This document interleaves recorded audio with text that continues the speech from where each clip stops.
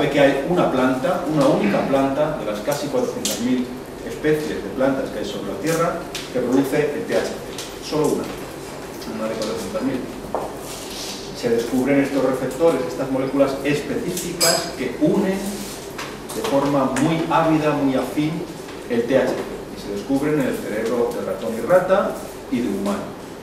Y en pocos años se empieza a ver que están presentes no solo en el ratón, la rata y el humano, no solo en todos los mamíferos, sino en todos los vertebrados, incluso en algunos invertebrados, por ejemplo las estrellas de mar, los erizos, algunos moluscos, por ejemplo, como el mejillón, tienen también receptores para cannabinoides. Bien, ¿qué nos dice esto desde el punto de vista biológico? Y no es desde luego ningún juicio de valor. Bien, desde el punto de vista biológico, todas las especies son un continuo evolutivo y tenemos que olvidar obviamente la visión antropocéntrica que muchas veces tenemos de las cosas. Desde el punto de vista biológico, si hay una molécula, el receptor CD1, que está presente desde Homo sapiens, de nosotros, hasta los moluscos, pasando por aves, reptiles, anfibios, etc., eso quiere decir que muy probablemente, casi seguro, este receptor no tiene como función ligar el THC. Otra cosa es que lo una con el zumo de marihuana, pero su función biológica no debe ser esa. Obviamente una sardina, un mejillón o una estrella de mar no solo no fuman porros, sino es que nunca van a estar en contacto con el THC a lo largo no ya de la vida de un individuo, sino de su historia evolutiva. Entonces, la idea de que nosotros hemos coevolucionado con la marihuana desde el punto de vista biológico no tiene ningún sentido. Otra cosa es que fuera probablemente la primera planta que cultivó el ser humano y desde luego la primera usada medicinalmente. Pero en términos evolutivos, esos 15.000 años aproximadamente de lo que estamos hablando, es nada, es una minucia desde la aparición de los moluscos, los equinodermos, los peces, los anfibios, etc. Estamos hablando de millones de años atrás. Y estas proteínas, estas moléculas, están conservadas en animales que han ido divergiendo desde hace millones de años atrás.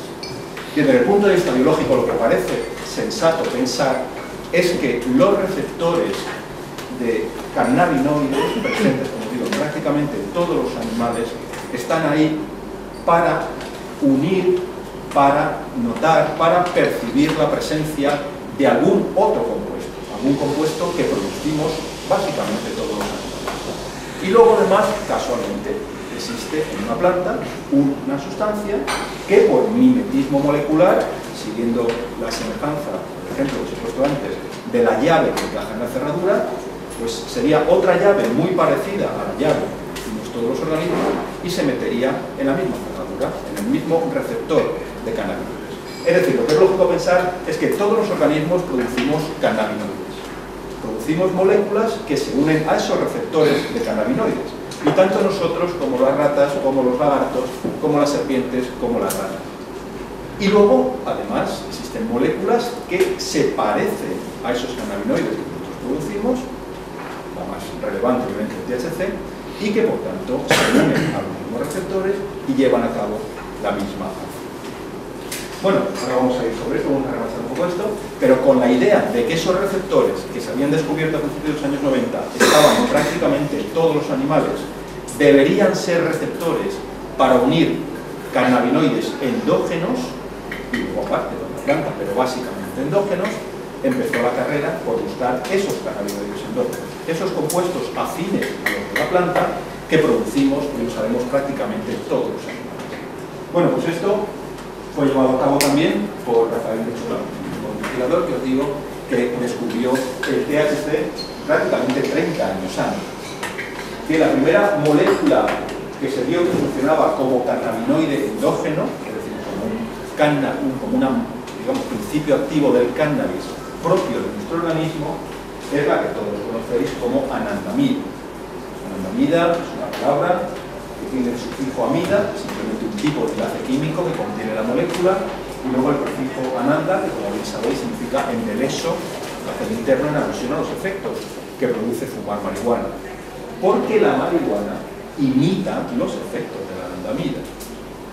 Y hay una segunda molécula, lo pongo también por si lo veréis, que cada vez tiene más importancia, aunque la anandamida, como tiene el nombre un poco más así, más bonito, como más fácil, digamos, pues se ha quedado un poco con la fama, pero realmente esta segunda molécula es tan importante en nuestro cerebro también como la anandamida, tiene un nombre más complejo. La molécula que se llama 2-araquidonoliferol, en el caso otro cannabinoide endógeno. Bien, por tanto, lo que tenemos que tener claro, este esquema, es que si entendemos esto, vamos a seguir entendiendo el resto. Lo que tenemos claro hoy en día es que muchas células de nuestro organismo tienen en su superficie unas moléculas específicas que captan de forma precisa, como una cerradura cuando se introduce en una llave, captan de forma precisa cannabinoides. La función endógena de estas moléculas, la función biológica de estas moléculas, es captar los cannabinoides verdaderamente relevantes desde el punto de vista biológico. Los cannabinoides que producimos todos los años. Los cannabinoides que llamamos, por tanto, endógenos, de síntesis interna, o bien el acrónimo endocannabinoide.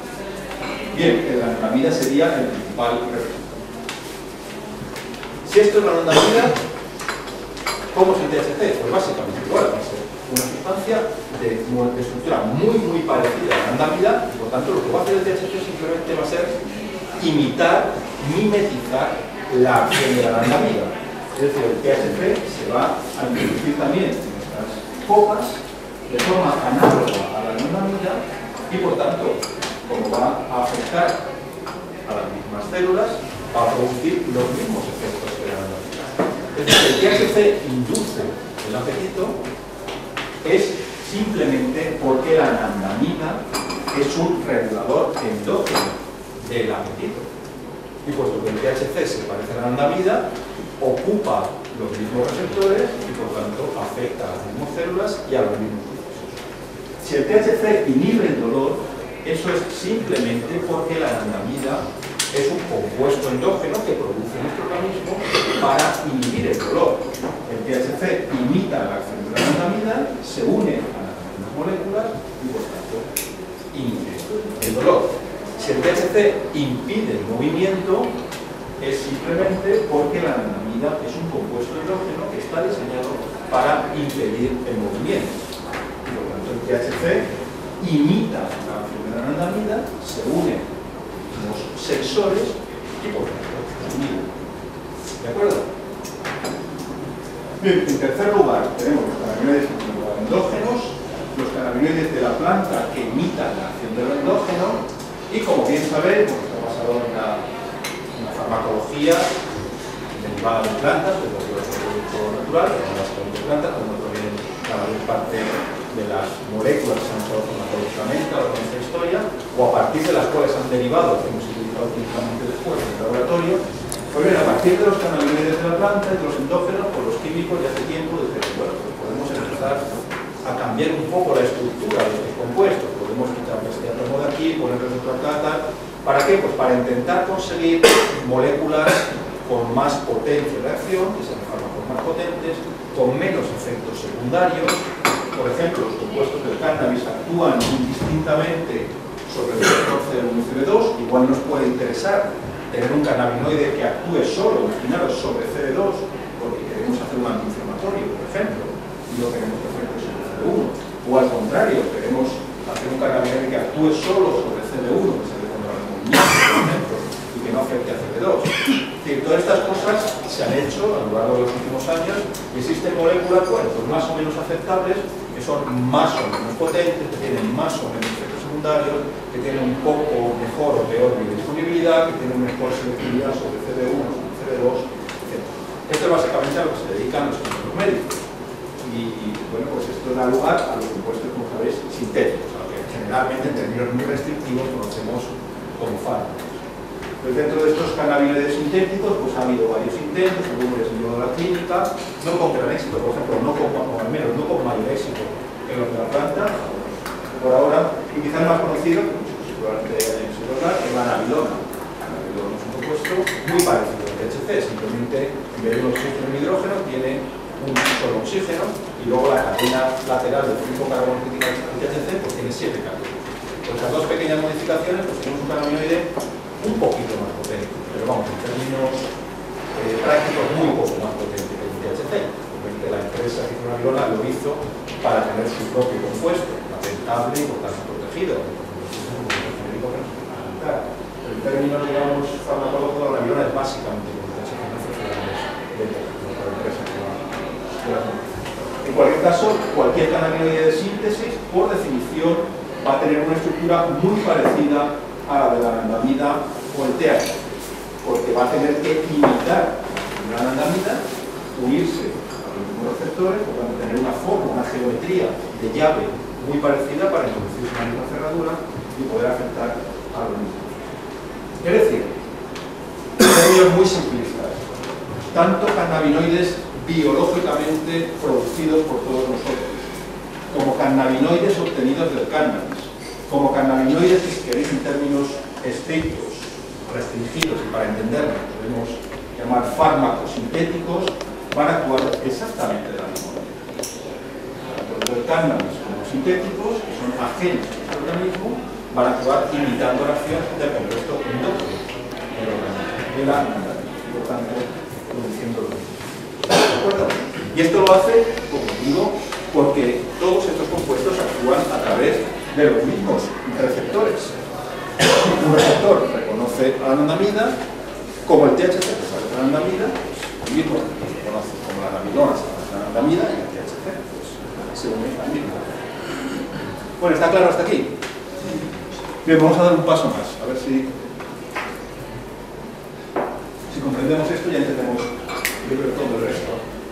Y básicamente esta es la forma que conocemos hoy en día que desde el punto de vista químico funcionan los cannabinoides en nuestro organismo. Pero yo creo que todos sabéis que nuestro cerebro está compuesto por un número ingente, miles de millones de neuronas, que son células que se transmiten información entre sí. Llamamos la transmisión del impulso, de la información. Bien, pues como creo que también sabéis, uno de los grandes hallazgos de Cajal, las neuronas no están, salvo rarísimas excepciones, no están físicamente unidas. Las neuronas están muy cercanamente dispuestas entre sí, pero no están físicamente unidas. La distancia que separa dos neuronas es ínfima, es de décimas de micra, es decir, de 10 a 6 metros, de milésimas de milímetros, décimas de centímetro. Es una distancia muy pequeña, pero suficientemente sustancial como para que las neuronas no estén tocándose físicamente entre sí. Y esta hendidura, esta distancia que existe entre dos neuronas, es lo que se llama sinapsis. La sinapsis es este espacio, la pequeña separación física entre dos neuronas. Y es, como que sepáis, los puntos en los cuales las neuronas se intercambian información, los puntos críticos para que los fluidos de nuestro cerebro, de nuestro organismo, puedan funcionar. En los términos más simples, una sinapsis comprendería, por tanto, a dos neuronas. La neurona que hemos dibujado en este esquema, en la parte de arriba, que sería la neurona anterior a la sinapsis, la que llamamos neurona presináptica, y la neurona que hemos puesto en la parte de abajo del esquema, que sería la neurona postsináptica. Entonces, vamos a imaginar que la neurona presináptica quiere transmitir información a la neurona postsináptica, es decir, estamos en una red de distintas neuronas, llega el impulso nervioso desde aquí arriba, tal y como lo hemos dibujado, y esta neurona, para continuar el impulso nervioso por este circuito, tiene que transmitir la información a esta neurona que está un poquito más allá en ese punto. Está separada físicamente, recordarlo, de la neurona anterior. Bueno, esta separación hace, como digo, que el contacto físico entre las dos sea absolutamente ínfimo. ¿Cómo salva esta distancia, este vacío, la neurona presináptica para transmitir la información a la neurona postsináptica? Lo hace no físicamente, sino químicamente. Lo hace vertiendo en la sinapsis unos mensajeros químicos que se van a desplazar a lo largo de la sinapsis y que van a llevar